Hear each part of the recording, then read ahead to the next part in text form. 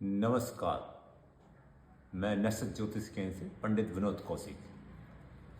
आज आप लोगों को मैं हमारे हाथ की एक महत्वपूर्ण रेखा जीवन रेखा के बारे में बताऊंगा। लेकिन जीवन रेखा के बारे में आगे हम इस वीडियो में बढ़ें, इससे पहले आप मेरे चैनल को सब्सक्राइब करें और जो सब्सक्राइब का बेल आइकन का बटन है उसको दबा दें, ताकि भविष्य में आपको सारी वीडियो समय पर प्राप्त होती रहे। हमारे हाथ में मुख्यतः 3 रेखाएं पाई जाती हैं: हृदय रेखा, मस्तिष्क रेखा, जीवन रेखा, जिनमें कि आज हम जीवन रेखा के बारे में विस्तार से बात करेंगे।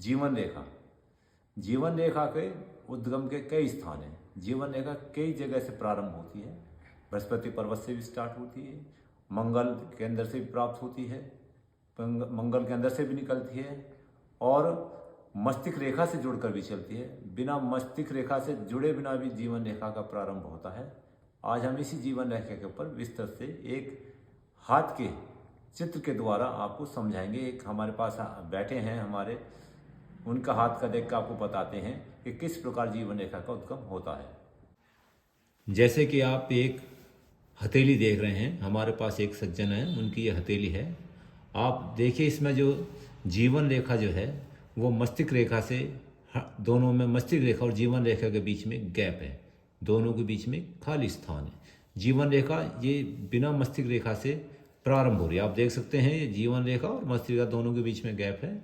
ये जो गैप जो है ये इंसान की स्वच्छंद प्रवृत्ति को बताता है। ऐसा जो शख्स होता है वो किसी से दबाव महसूस नहीं करता है, अपनी ही जिद को वो पूरी करता है।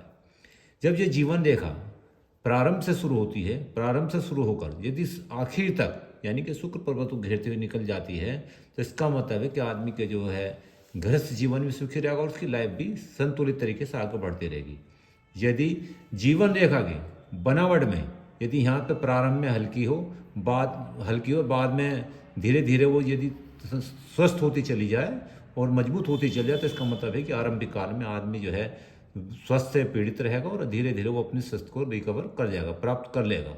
यदि शुरू में जीवन रेखा का जो उद्गम है वो मजबूत हो और धीरे धीरे वो फेंट कमजोर पड़ती जाए, इसका मतलब है कि आदमी जो जीवन शक्ति है वो धीरे धीरे कमजोर होती जा रही है। यही जीवन रेखा आगे चल के जितना जीवन रेखा का उद्गम प्रारंभ महत्वपूर्ण होता है, इसका अंत भी बहुत महत्वपूर्ण है।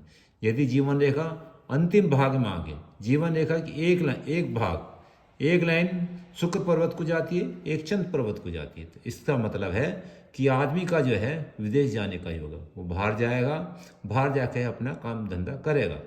यदि जीवन रेखा बीच में आने के बाद में यदि कोई हिस्सा ऐसा टूटा हुआ प्रतीत देता है, तो इसका मतलब उस अवस्था में आदमी को गंभीर बीमारी के होने की संभावना है। जीवन रेखा का रंग भी बहुत महत्वपूर्ण अपने आप में बतलाता है कि आदमी का स्वास्थ्य किस प्रकार चल रहा है, किस प्रकार नहीं चल रहा। यदि ये जीवन रेखा बिना शुक्र को घेरे हुए सीधी निकल जाती है, यानी कि सीधी मणिबंध पर पहुंच जाती है बिना से घेरे हुए, इस प्रकार की जीवन रेखा वाले इंसान को गृहस्थ जीवन में परेशानियों का सामना करना पड़ता है। मैं समझता हूं आपको ये बात समझ में आ रही होगी। धन्यवाद।